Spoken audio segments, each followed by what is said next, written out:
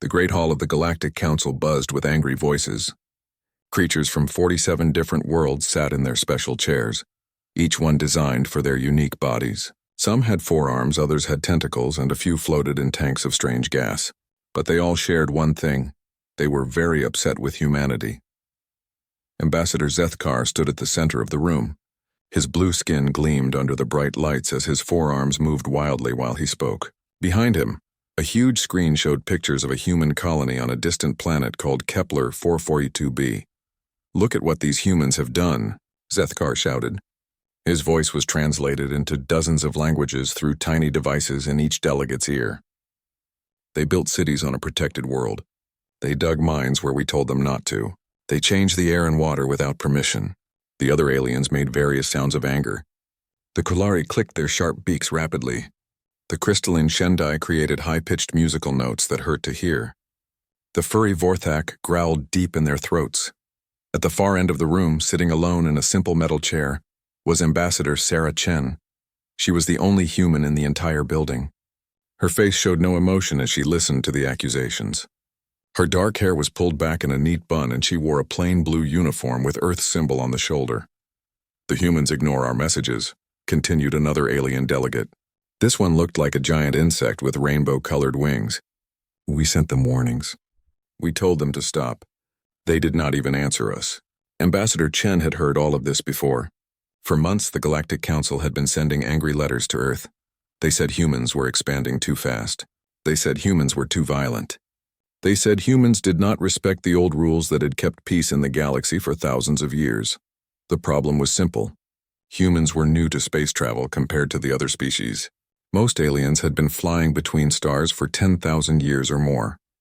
Humans had only been doing it for about 200 years. But in that short time, they had built colonies on 37 different worlds. They mined asteroids, built huge space stations, and sent exploration ships to the farthest corners of known space. This made the older species nervous. They remembered when they were young and aggressive too. Many wars had been fought before the Galactic Council was formed. The Council's job was to make sure those wars never happened again. They did this by controlling who could go where and what they could do when they got there.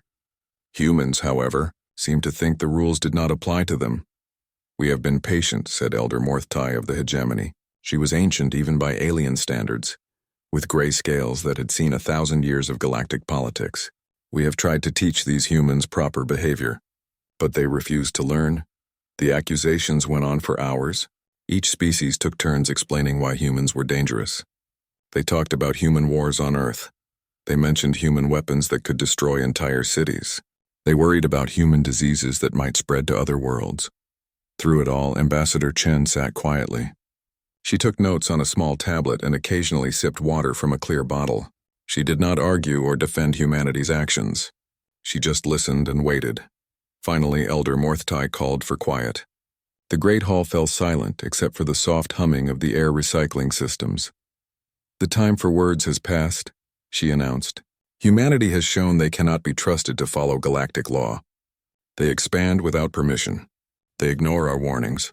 They threaten the peace we have worked so hard to build." Ambassador Chen looked up from her tablet. She knew what was coming next. "Therefore," Elder Morthtai continued, "the Galactic Council hereby declares war on the human species. We give Earth's government 72 standard hours to surrender completely. All human colonies must be abandoned. All human ships must be turned over to Council control.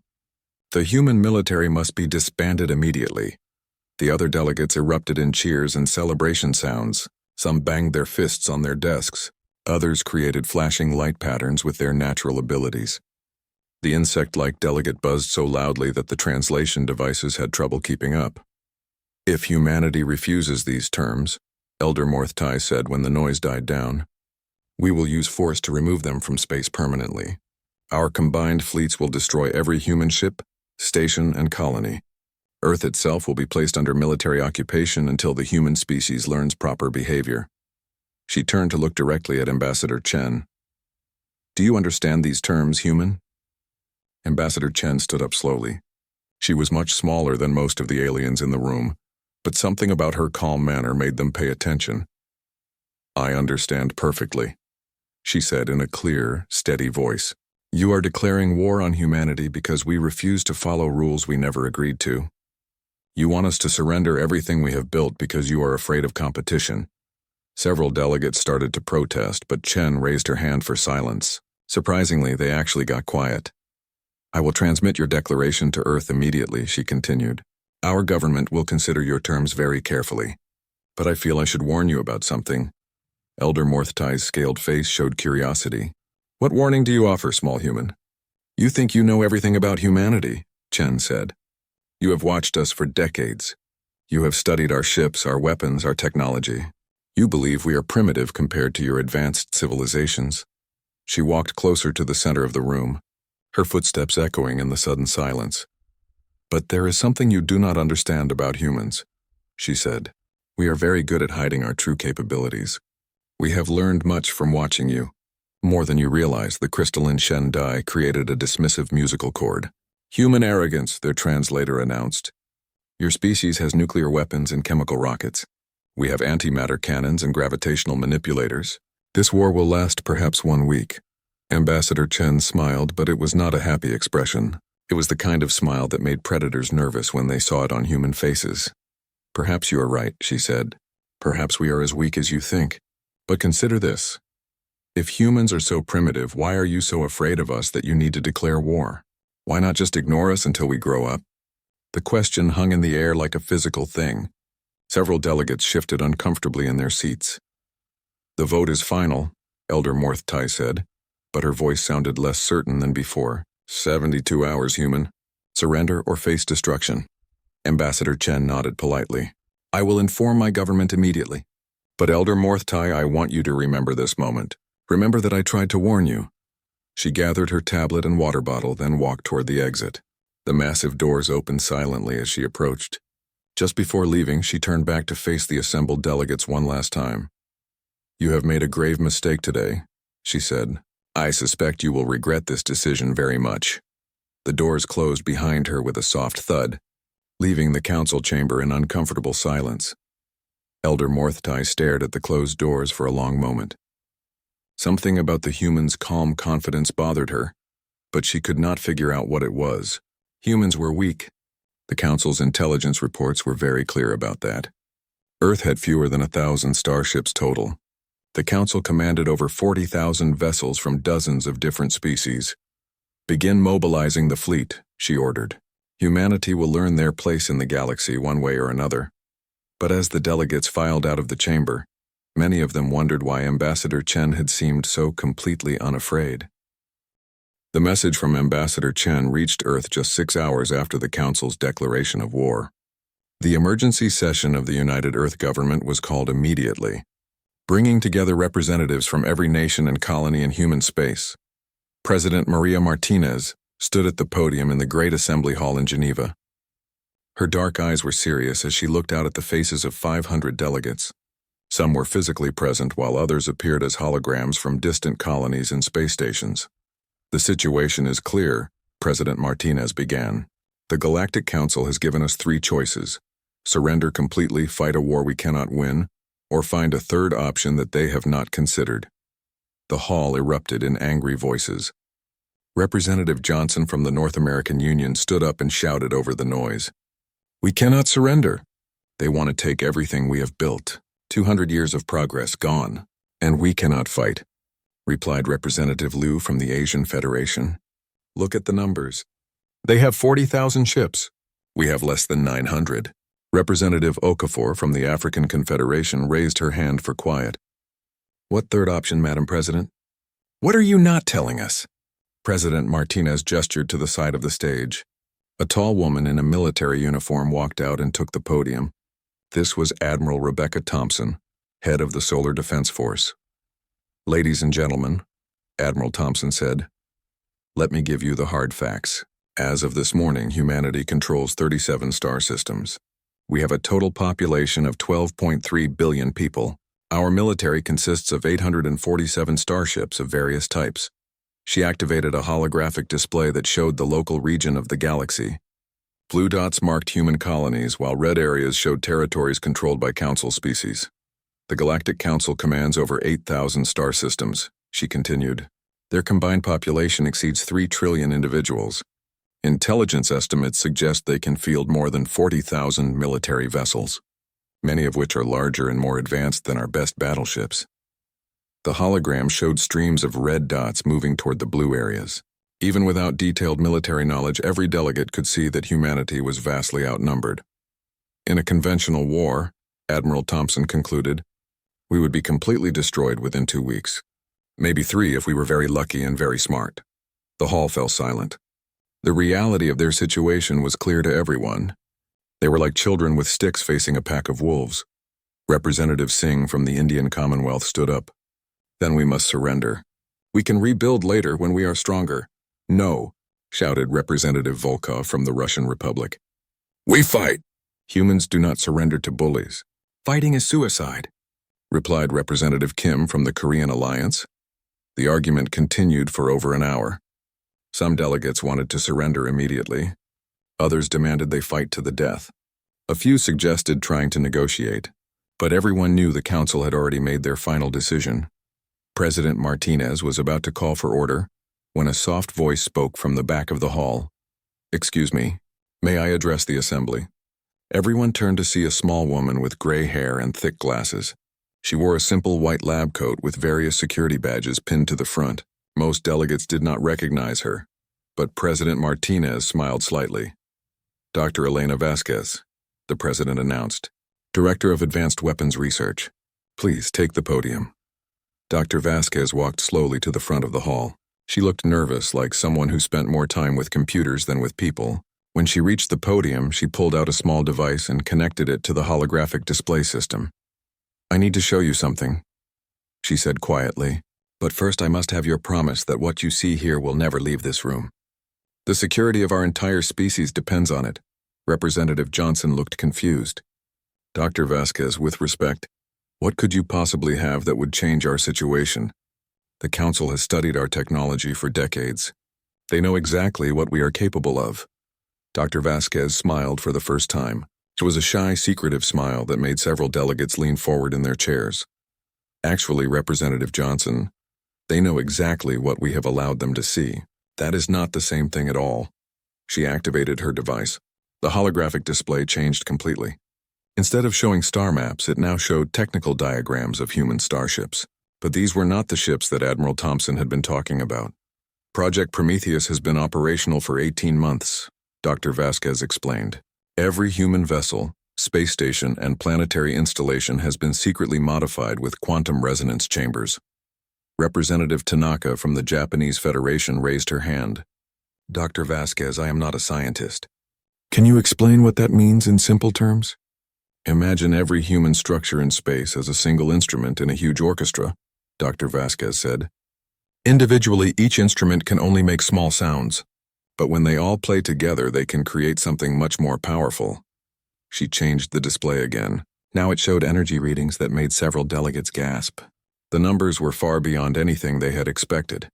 The quantum resonance network allows every human ship and station to channel energy through hyperspace tunnels that bypass normal physics, Dr. Vasquez continued. When activated simultaneously, the combined power output exceeds the total energy production of most star systems.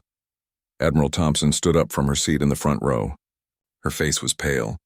Dr. Vasquez, are you saying that every ship in my fleet has been carrying weapons I did not know about? Not weapons, Admiral. One weapon. The ships, stations, and colonies are simply components in a single weapon system that spans our entire civilization. President Martinez stepped forward. Doctor, I authorize the Prometheus project, but even I do not fully understand its capabilities. In practical terms, what can it do? Dr. Vasquez looked around the room at all the worried faces. Madam President, it can destroy the entire Council fleet in approximately 30 seconds. The energy release would be visible from neighboring galaxies. The hall was completely silent. Nobody moved. Nobody even seemed to breathe. Representative Chen from the lunar colonies was the first to find her voice. How is this possible? How did we develop such technology without anyone knowing? We did not develop it, Dr. Vasquez replied. We discovered it. About 5 years ago, our deep space exploration missions found ruins of an ancient civilization in the Andromeda Arm. Most of the technology was beyond our understanding. but we managed to decode their quantum manipulation systems." She paused and looked directly at President Martinez. "The civilization that built it destroyed themselves with it about 50,000 years ago. We found records indicating they used it against an invasion force from another galaxy. The weapon worked perfectly. The enemy was annihilated. Unfortunately, the energy feedback also destroyed every planet in their own star system." "And you built this anyway?" Representative Singh asked in a horrified voice. "We improved it," Dr. Vasquez said simply. "The original design was crude and dangerous. Our version is much more controlled. The energy is channeled through hyperspace, so there is no feedback to human worlds. The destruction occurs only at the target coordinates." President Martinez studied the technical data scrolling across the holographic display. "How long would deployment take?" 6 hours for full network activation, Dr. Vasquez replied. "Another 2 hours for targeting solutions. Our deep space monitoring stations are already detecting massive fleet movements from 17 different council worlds. They are mobilizing everything they have." Admiral Thompson shook her head in amazement. "Every ship captain in my fleet is going to be very upset when they learn their vessels are actually components of a galaxy-destroying superweapon." "Will the system definitely work?" asked Representative Okafor. "Have you tested it?" Dr. Vasquez hesitated. "We have run computer simulations and small-scale tests with unmanned probes. The physics are sound. But no, we have never tested it at full scale. The energy levels involved are too dangerous for testing near inhabited systems." President Martinez looked around the hall at the faces of humanity's leaders. Some looked hopeful for the first time since the crisis began. Others seemed terrified of what they were considering. "I want to be very clear about what we are discussing," the president said. "Dr. Vasquez is proposing that we use an untested superweapon based on technology from a dead civilization. A weapon so powerful that its creators destroyed themselves with it." "Yes, Madam President," Dr. Vasquez said quietly. "That is exactly what I am proposing." The vote was taken 1 hour later. The result was 412 in favor, 88 against. Humanity would not surrender. They would activate the Prometheus network and either save their civilization or destroy themselves trying. As the delegates filed out of the hall, many of them wondered if they had just voted to become heroes or monsters. The largest military force in galactic history moved through space like a dark cloud of metal and death. 43,000 ships from 27 different species had answered the Council's call to war. They formed a massive wall of vessels that stretched across several light years, each one bristling with weapons that could destroy cities. Fleet Commander Vexthul stood on the bridge of the hegemony flagship, Eternal Victory. His 4 arms worked constantly at different control panels, while his large black eyes studied the tactical displays. As a member of the species that had founded the Galactic Council 3,000 years ago, he felt personally responsible for putting these upstart humans in their place. "Report from the advanced scouts," announced his communications officer. "The first human colonies are responding to our approach." "Excellent," Vexthul said. "Display their responses." The main screen showed messages from human settlements on the outer edges of their territory. Colony after colony was transmitting the same thing: unconditional surrender. The humans were abandoning their worlds and fleeing toward Earth. "They are running already," laughed Admiral Korthpaz of the Kulari Battle Group. Her sharp beak clicked with amusement as she spoke over the fleet communication channel. "Perhaps this war will be even shorter than we thought." But something bothered Vexthul about the human retreat. His species had fought many wars before joining the Council, and he knew that desperate enemies usually fought hardest when cornered. The humans seemed to be giving up too easily. "Navigator, how many human colonies have we encountered so far?" he asked. 17, Fleet Commander. "All have been abandoned according to our scouts. Population centers are empty, but the buildings and equipment have been left behind. Any sign of their military forces?" "None, sir. No defensive platforms, no patrol ships, no orbital weapons. It appears they are concentrating everything at their home system." Vexthul studied the star charts on his personal display. Human space covered 37 star systems, but their colonies were relatively small. Most had populations between 50,000 and 2 million individuals. Earth itself held about 8 billion humans, the vast majority of their species. "They are making a last stand at their homeworld," he concluded. "A final desperate battle to protect their birthplace." The fleet continued its advance toward the Sol system. Along the way, they encountered more abandoned human colonies. Each one told the same story: empty cities, silent communication arrays, no military presence whatsoever. On Proxima Centauri, the first human colony ever established outside their home system, Council scouts found a population of 3 million people simply gone. Their cities were intact, their power systems still running, even their pets were still alive in automated care facilities. But every human had vanished. Where did they go? Wondered Captain Mortith of the Vorthak Destroyer Squadron. Our sensors show no signs of mass evacuation. No ship trails, no transportation residue. They just disappeared. Similar reports came from Wolf 359, Gliese 667C, and every other human world the fleet encountered. Millions of people had somehow vanished without leaving any trace of how they had traveled. Admiral Korthpaz was beginning to feel uneasy. Fleet Commander, this does not feel right. Humans are supposedly violent and stubborn. Why would they abandon everything so completely? Fear, Vexthul replied, but he sounded less certain than before.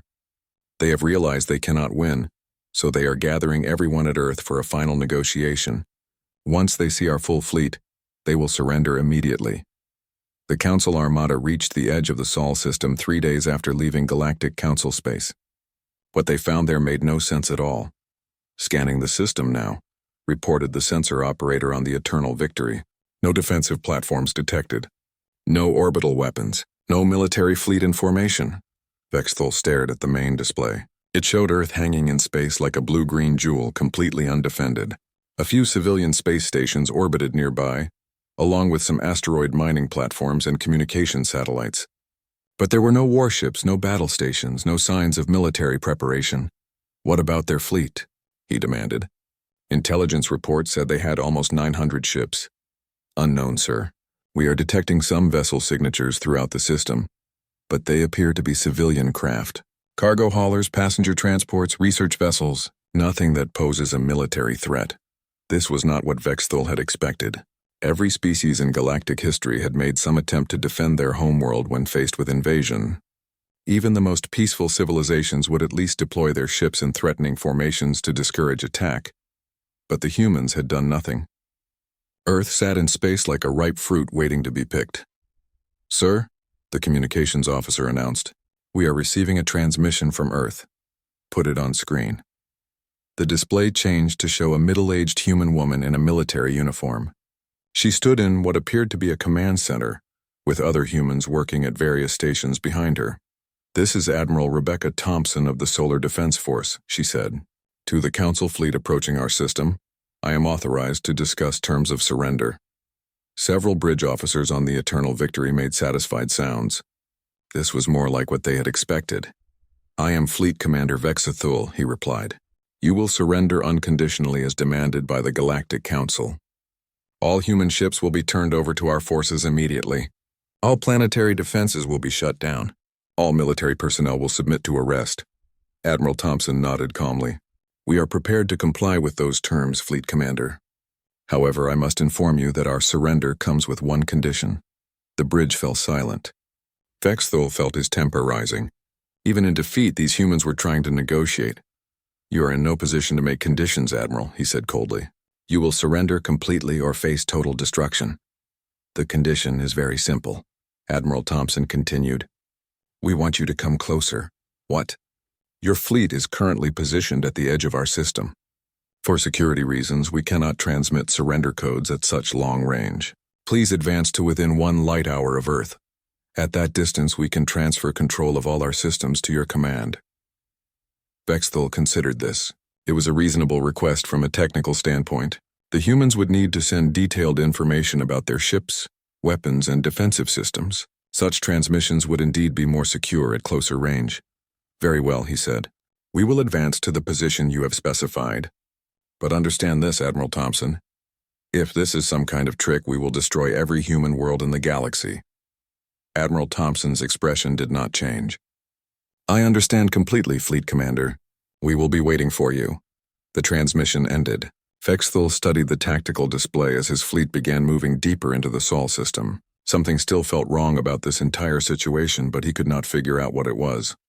Sir, the sensor operator said suddenly, I am detecting new energy signatures throughout the system. What kind of signatures? Unknown, sir. Very faint. But they appear to be coming from the civilian vessels we detected earlier. Also from some of the asteroid mining platforms and space stations. Admiral Korthpaz spoke over the communication channel. Fleet Commander, my sensors are showing the same thing. It looks like the humans are powering up some kind of equipment. Vexthul felt a chill run down his spine. Elaborate. The energy readings are very strange, sir.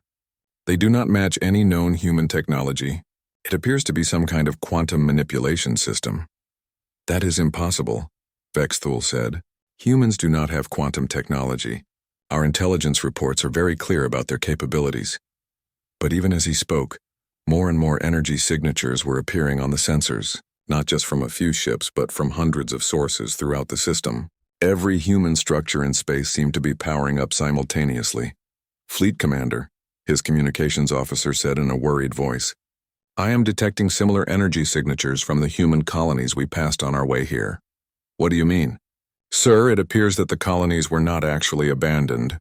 There are massive energy readings coming from all of them. The humans were hiding and now they are activating something. Vexthul stared at the sensor displays in growing horror. The energy readings were increasing exponentially. Whatever the humans were doing, it involved their entire civilization. All ships emergency maneuvers. He shouted into the fleet channel. Scatter formation. Maximum defensive posture. But it was already too late. Space around the Council fleet began to glow with an eerie blue light as quantum energies built to impossible levels. Admiral Thompson's voice came over all frequencies, calm and emotionless. Fleet Commander Vexthul, you wanted humanity to surrender. Instead, you are about to learn why that was never going to happen. Deep beneath the Swiss Alps, Dr. Elena Vasquez stood in the most secure command center on Earth. The Prometheus control facility had been built inside a mountain, protected by 10 meters of reinforced steel and quantum shielding. Around her, dozens of technicians worked at stations that monitored every human ship, station and colony in known space. President Martinez stood beside her, watching the main display that showed the position of the Council fleet. The alien armada had moved into perfect position, exactly where Admiral Thompson had asked them to go. Network synchronization complete, reported Chief Technician Williams. All 847 vessels reporting ready status. Hidden installations 1 through 2,847 are online. Colony-based systems showing green across the board. Dr. Vasquez checked her readings one final time. Every human structure in space was now part of the same quantum network. Ships that appeared to be simple cargo haulers were actually focusing arrays. Mining platforms that looked abandoned were really energy collectors. Even the small research stations orbiting distant planets were components in the largest weapon ever constructed. Ma'am, Williams continued, we are receiving targeting data from Admiral Thompson's task force. The Council fleet is positioned in a sphere approximately 0.3 light-years in diameter. Formation is tight and concentrated. Perfect, Dr. Vasquez said quietly. They could not have arranged themselves better if we had asked them to. On the display, red markers showed the positions of over 40,000 alien ships. They had advanced deep into the Sol system, confident in their overwhelming numerical advantage.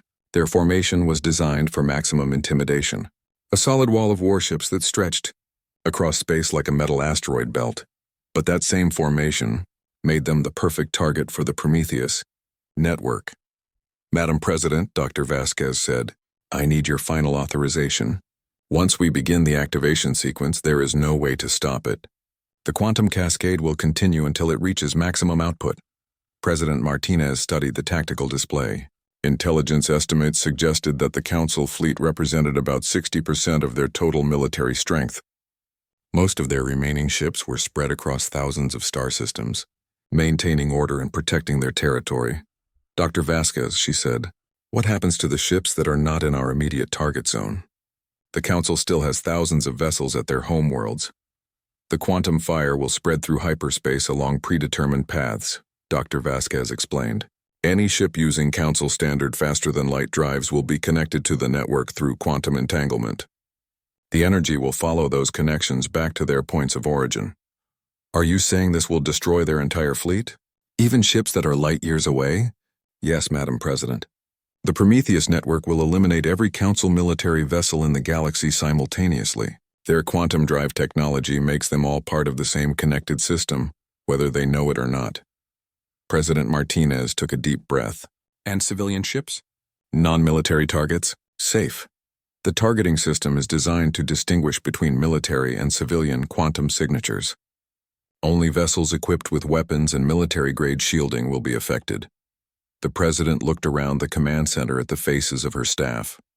Some looked excited, others terrified. All of them understood that they were about to change galactic history forever. "Ma'am."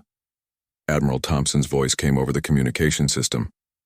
"The Council fleet is hailing us again. Fleet Commander Vexthal is demanding immediate surrender. They are powering up their weapons." President Martinez placed her hand on the activation console next to Dr. Vasquez. "Admiral, inform the Council fleet that humanity's answer is about to be delivered." She looked directly at Dr. Vasquez. "Doctor, you have my authorization." "Execute Prometheus." Dr. Vasquez pressed her palm against the biometric scanner.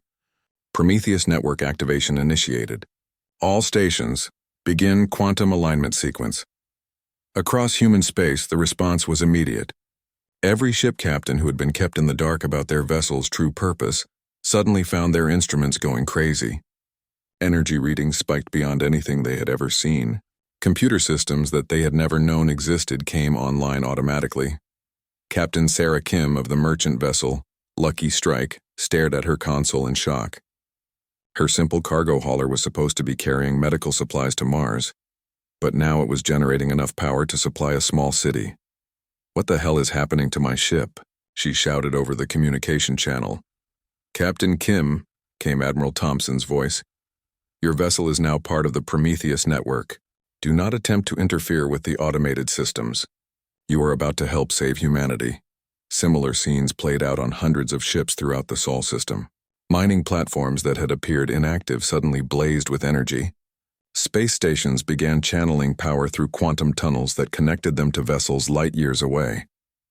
In the Prometheus command center, Dr. Vasquez watched as the network came fully online. Quantum cascade building. Energy levels at 20% and rising. Targeting locks confirmed on all Council vessels.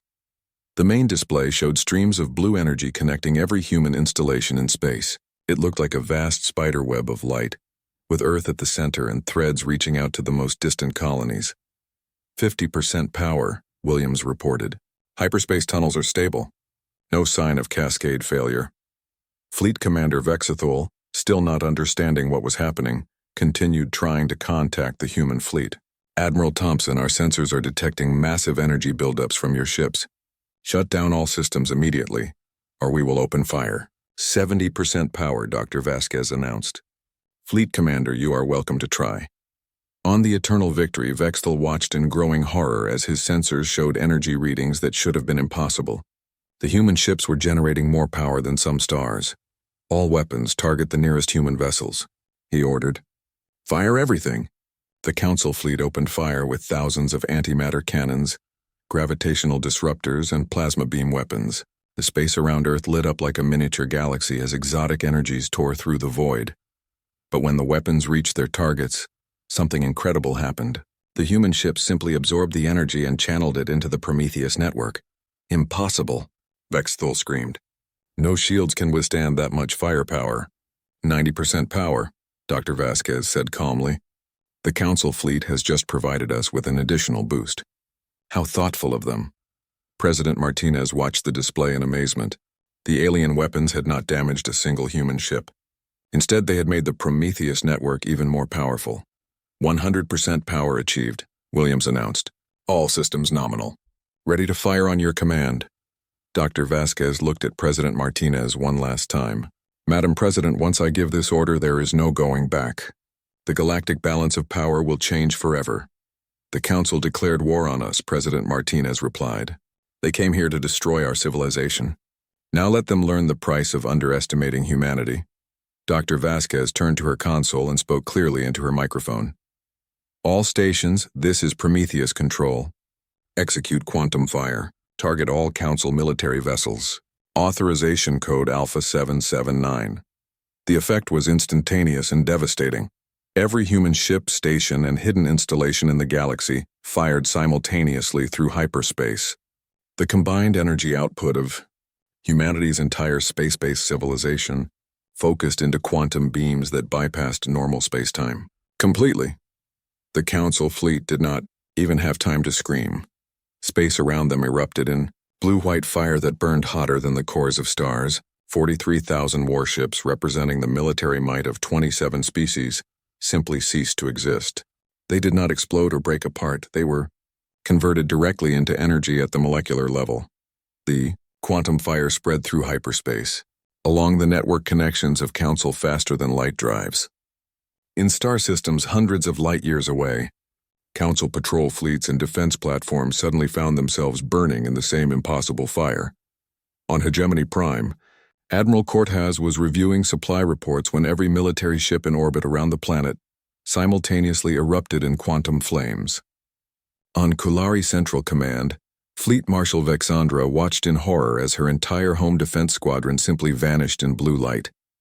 In less than 30 seconds, the Galactic Council's military force was completely destroyed. Over 60,000 ships burned out of existence across hundreds of star systems.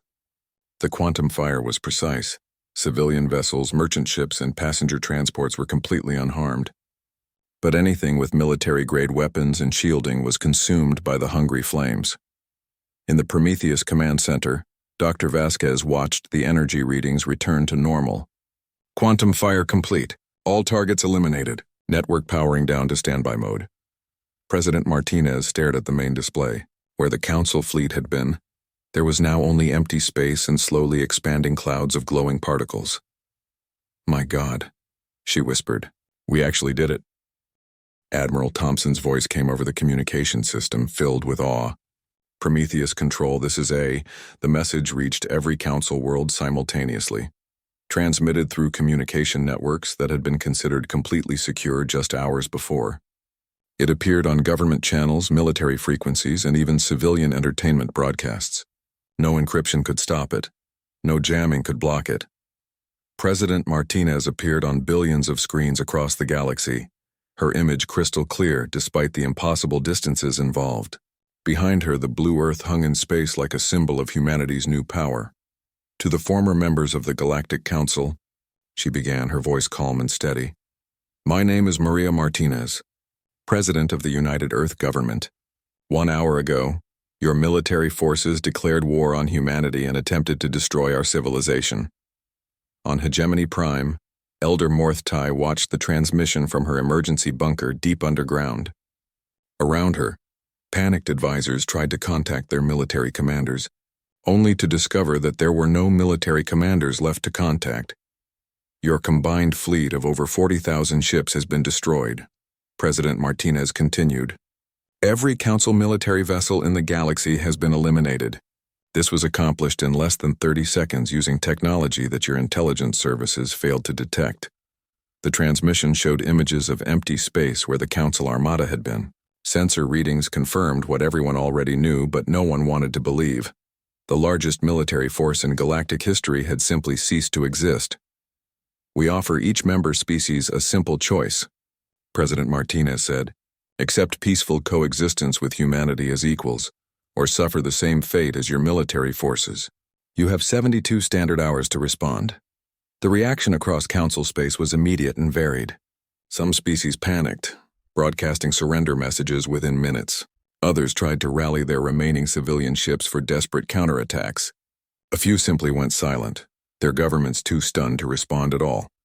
On Nexus Prime, the former capital of galactic civilization, Ambassador Sarah Chen found herself in the unprecedented position of accepting surrenders from species that had ruled the galaxy for thousands of years. She stood in the same council chambers where humanity had been condemned just days before. But now the Great Hall was nearly empty. Most delegates had fled to their home worlds, leaving only a few brave or foolish representatives to face the new reality. "The Kolari Confederation formally surrenders to human authority," announced Ambassador Cathari, her voice barely above a whisper. "We request mercy for our civilian population." "The Vorthak Republic submits to Earth's judgment," said Representative Gorthan, his furry face showing the pain of absolute defeat. "We offer tribute and vassalage in exchange for survival." Chen listened to each surrender with the same calm expression she had maintained during her own trial. Humanity does not seek vassals or tribute, she replied. We seek partners. Species that can prove they are willing to coexist peacefully will be welcomed as equals in the new galactic order. But not everyone was ready to accept humanity's sudden dominance. In the hegemony home system, the surviving government attempted to organize a resistance. They sent urgent messages to their most distant colonies, hoping to assemble enough civilian ships to mount some kind of counterattack. We cannot surrender to these primitive humans, declared war leader Zarthok at an emergency military council. They may have destroyed our fleet through treachery, but they are still an inferior species. We will rally our people and drive them back to their miserable little planet. The hegemony's plan was simple. They would convert civilian transports into military vessels, arm merchant ships with improvised weapons, and launch a massive assault on Earth. Even without their proper military, they could still field thousands of ships. The plan lasted exactly 6 hours. The human response came not as ships or missiles, but as quantum fire erupting directly inside hegemony space. Every vessel that had been converted for military use, every civilian ship that had been armed with weapons, every space station that had been turned into a fortress, all of them burned in the same blue flames that had consumed the original Council fleet. But this time, the destruction was even more precise. Ships that remained purely civilian were untouched. Cargo haulers carrying food and medicine continued their routes unharmed, but anything that could be considered a threat to humanity simply vanished. War leader Zarthok himself died when the command ship he was using exploded around him. His last transmission was a single word: impossible. The message was clear to every species in the galaxy. Resistance was not just futile, it was suicidal. Within 24 hours, 38 of the 47 Council species had formally surrendered. The remaining 9 were still trying to decide if they should fight, hide, or simply hope that humanity would forget about them. The transformation of galactic society happened with shocking speed. The old Council bureaucracy was dismantled and replaced with human administrators. Ancient trade routes were reorganized under Earth's direction. Entire fleets of alien merchant ships suddenly found themselves carrying human goods to distant worlds. But perhaps the most dramatic change was psychological. For thousands of years, the older species had seen themselves as the teachers and humanity as primitive students. Now those same species found themselves asking humans for permission to travel through their own star systems. On Earth, the situation rooms of every major government were filled with requests for meetings, trade deals, and alliance proposals. Species that had never acknowledged human existence now desperately wanted to become humanity's closest friends. Ambassador Chen, now serving as humanity's chief representative to the former Council species, found herself scheduling meetings with alien leaders who had refused to speak to her just weeks before. The crystalline Shendai wished to offer their services as cultural advisors, her assistant informed her. They claim their artistic traditions would be valuable to human colonies.